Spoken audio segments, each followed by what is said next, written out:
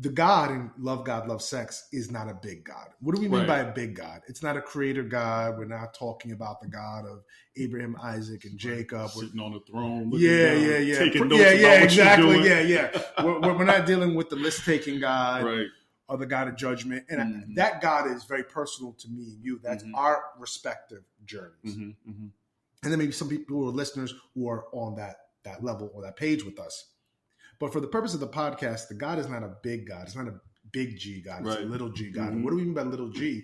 Referring to the codes or principles or ethical systems or ethics that people have that are more in line with how they live with their lives. It's the ethical system they use the lens up, right, of ethics they use to live through and see life. And we think this is more important because big God gets very controversial very quickly.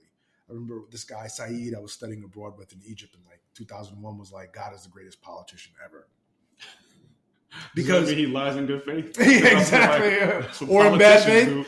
Well, no, but I think the idea is that you can invoke God in anything. You can invoke God to support rape. You can invoke God to support massacres, genocide, slavery.